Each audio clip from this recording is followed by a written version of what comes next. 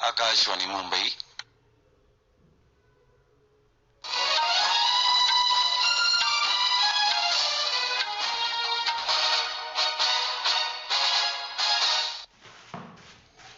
सूर्यकांत आवटे राष्ट्रीय बातम्या देत आहे. ठळक बातम्या. रोजगार मेळाव्याअंतर्गत केंद्र सरकारच्या विविध आस्थापनांमध्ये नव्यानं भरती झालेल्या 1 लाखाहून अधिक उमेदवारांना प्रधानमंत्री नरेंद्र मोदी यांच्या हस्ते नियुक्तीपत्रांचं वाटप. बिहार विधानसभेत नितीश कुमार सरकारनं विश्वासदर्शक ठराव जिंकला. महाराष्ट्राचे माजी मुख्यमंत्री आणि काँग्रेस नेते अशोक चव्हाण यांचा पक्ष सदस्यत्वाचा आणि आमदारकीचा राजीनामा.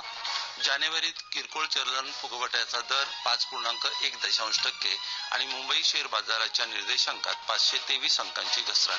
आता बातम्या विस्तारानं. तरुणांना आपली क्षमता दाखवण्याची समान संधी मिळावी यासाठी सरकार निश्चित कालावधीत भरती प्रक्रिया पूर्ण करण्याचा प्रयत्न करत असल्याचं प्रधानमंत्री नरेंद्र मोदी यांनी म्हटलं आहे. त्यांनी आज रोजगार मेळाव्याअंतर्गत केंद्र सरकारच्या विविध आस्थापनांमध्ये नव्यानं भरती झालेल्या 1 लाखाहून अधिक उमेदवारांना व्हिडिओ कॉन्फरन्सिंगच्या माध्यमातून नियुक्तीपत्रांचं वाटप केलं तेव्हा ते बोलत होते. सरकारनं भरती प्रक्रिया पारदर्शक केली असल्याचं त्यांनी यावेळी सांगितलं. केंद्र सरकारच्या कार्मिक विभागाची नवी वास्तू कर्मयोगी भवनच्या पहिल्या टप्प्याची पायाभरणीही यावेळी प्रधानमंत्र्यांनी केली. देशभरात 47 ठिकाणी हा रोजगार मेळावा आयोजित करण्यात आला होता. केंद्रीय मंत्री नितीन गडकरी यांच्या हस्ते नागपूर जिल्ह्याच्या हिंगणा इथल्या केंद्रीय राखीव पोलीस बल ग्रुप सेंटरमध्ये एकूण 119 नवनियुक्तांना नियुक्तीपत्रांचं वितरण करण्यात आलं. प्रधानमंत्री नरेंद्र मोदी उद्यापासून 2 दिवसांच्या संयुक्त अरब अमिरातीच्या दौऱ्यावर जाणार आहेत. या भेटीदरम्यान ते संयुक्त अरब अमिरातीचे अध्यक्ष शेख मोहम्मद बिन झायेद अल नाह्यान यांच्याशी द्विपक्षीय बैठक घेणार आहेत. या दौऱ्यात प्रधानमंत्री संयुक्त अरब अमिरातीच्या उपराष्ट्रपती, प्रधानमंत्री आणि संरक्षण मंत्र्यांचीही भेट घेणार असल्याची माहिती परराष्ट्र सचिव विनय मोहन क्वात्रा यांनी दिली आहे.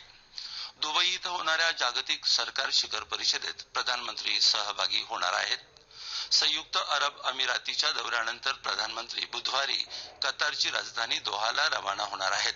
या भेटीदरम्यान मोदी कतारचे अमीर शेख तमीम बिन हमाद यांच्याशी द्विपक्षीय बैठक घेणार असल्याचं क्वात्रा यांनी सांगितलं.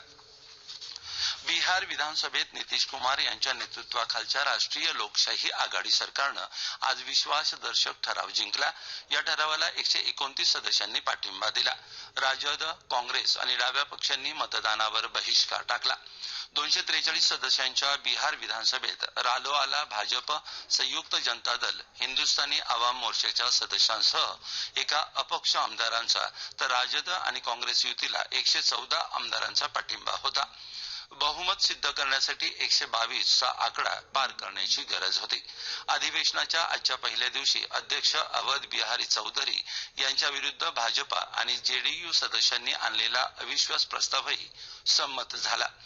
उपाध्यक्ष माहेश्वर हजारे यांनी सभागृहाचं कामकाज पाहिलं. महाराष्ट्राचे माजी मुख्यमंत्री आणि काँग्रेसचे ज्येष्ठ नेते अशोक चव्हाण यांनी आज पक्ष सदस्यत्व, काँग्रेस कार्यकारिणीसह आमदारकीचा राजीनामा दिला. विधानसभा अध्यक्ष राहुल नार्वेकर यांनी आमदारकीचा राजीनामा स्वीकारला आहे.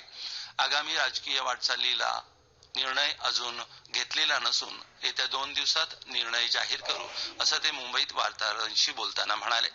काँग्रेस पक्ष सदस्यत्वाचा राजीनामा देण्याचं कारण सांगायला त्यांनी नकार दिला. पक्षांतर्गत बाबी जाहीरपणे बोलणार नसल्याचं त्यांनी यावेळी सांगितलं. त्यांच्यासह अन्य काही आमदार राजीनामा देणार अशी चर्चा होती. मात्र अनेक जणांनी हे वृत्त फेटाळून लावलं आहे.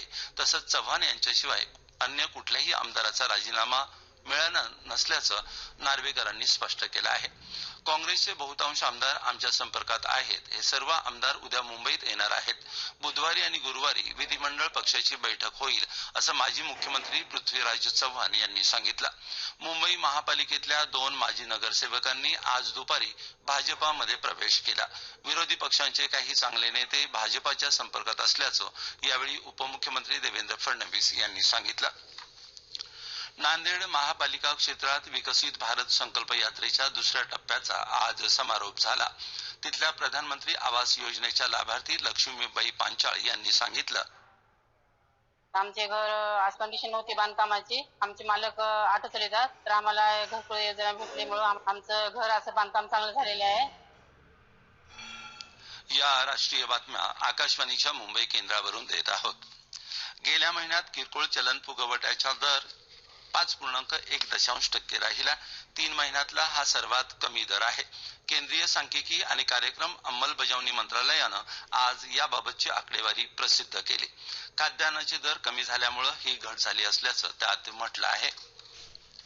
नोव्हेंबर 2023 मध्ये देशाच्या औद्योगिक उत्पादनात 2.8% इतकी, तर डिसेंबर 2023 मध्ये 3.8% इतकी वाढ नोंदवली गेली आहे. तर उत्पादन क्षेत्रात वर्षाचा विचार करता 3.9% इतकी वाढ झालेली आहे. सांख्यिकी आणि कार्यक्रम अंमलबजावणी मंत्रालयानं ही आकडेवारी आज जाहीर केली. मुंबई शेअर बाजाराच्या निर्देशांकात आज दिवसअखेर 523 अंकांची घसरण झाली आणि तो 71,072 अंकांवर बंद झाला. राष्ट्रीय शेअर बाजाराचा निफ्टीही 166 अंकांची घट नोंदवत 21,616 अंकांवर बंद झाला. आकाशवाणीच्या नई सोच नई कहाणी या कार्यक्रमात राष्ट्रपती द्रौपदी मुर्मू यांच्याशी केंद्रीय महिला आणि बालविकास मंत्री स्मृती इराणी संवाद साधणार आहेत. यावेळी राष्ट्रपती आपले अनुभव सांगणार आहेत. या कार्यक्रमाचा हा शेवटचा भाग उद्या जागतिक रेडिओ दिनानिमित्त आकाशवाणी गोल्ड वाहिनीवर सकाळी 9 वाजता आणि रेनबो वाहिनीवर संध्याकाळी 7 वाजता प्रसारित होणार आहे. हा कार्यक्रम आकाशवाणीच्या समाज माध्यमांवरही ऐकता येईल.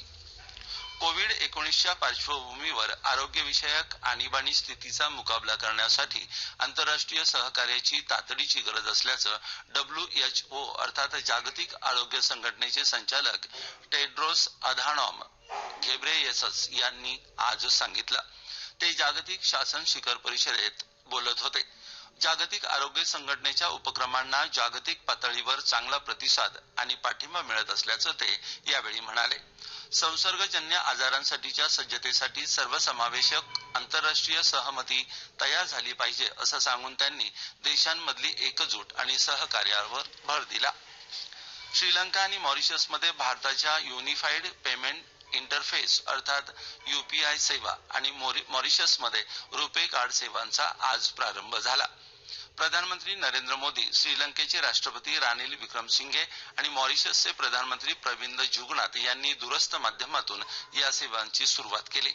यामुळे श्रीलंका आणि मॉरिशसमध्ये प्रवास करणाऱ्या भारतीय प्रवाशांना तसंच भारतात प्रवास करताना मॉरिशसच्या नागरिकांना सुविधा मिळणार आहे.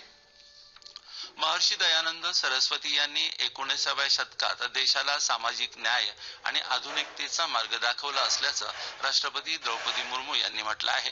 आर्य समाजाचे संस्थापक महर्षी दयानंद सरस्वती यांच्या 200व्या जयंतीनिमित्त मोरबी जिल्ह्यातल्या टंकारा इथं आयोजित सोहळ्याला त्यांनी संबोधित केलं. रिझर्व्ह बँकेच्या संचालक मंडळाची 606वी सभा केंद्रीय अर्थमंत्री निर्मला सीतारामन यांच्या उपस्थितीत आज नवी दिल्लीत झाली. यावेळी सीतारामन यांनी 2024-25च्या केंद्रीय अर्थसंकल्पातल्या महत्वाच्या आर्थिक मुद्द्यांवर भर देत आर्थिक क्षेत्राकडून अपेक्षित असलेल्या कार्यवाहीचा उल्लेख केला. नुकत्याच झालेल्या बर्फवृष्टीमुळे ठप्प झालेली लडाख मधली झोजिला खिंड रहदारीसाठी पूर्ववत सुरू करण्यात यश आलं आहे. कारगिल सोनमार्ग मार्गाने आलेल्या 10 आणि श्रीनगर कारगिल मार्गाने आलेल्या 27 वाहनांनी 160 प्रवाशांसह आज या खिंडीतून सुखरूप प्रवास केल्याचं सूत्रांनी म्हटलं आहे.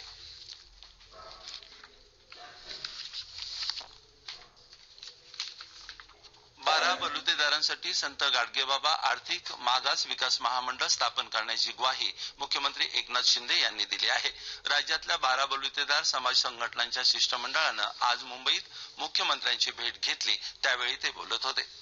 ठळक बातम्या पुन्हा एकदा. रोजगार मेळाव्याअंतर्गत केंद्र सरकारच्या विविध आस्थापनांमध्ये नव्यानं भरती झालेल्या 1 लाखाहून अधिक उमेदवारांना प्रधानमंत्री नरेंद्र मोदी यांच्या हस्ते नियुक्तीपत्रांचं वाटप. बिहार विधानसभेत नितीश कुमार सरकारनं विश्वासदर्शक ठराव जिंकला. महाराष्ट्राचे माजी मुख्यमंत्री आणि काँग्रेस नेते अशोक चव्हाण यांचा पक्ष सदस्यत्वाचा आणि आमदारकीचा राजीनामा. जानेवारीत किरकोळ चलन फुगवट्याचा दर 5.1% आणि मुंबई शेअर बाजाराच्या निर्देशांकात 523 अंकांची घसरण. याबरोबरच आकाशवाणी मुंबई केंद्रावरचं हे राष्ट्रीय बातमीपत्र संपलं. नमस्कार.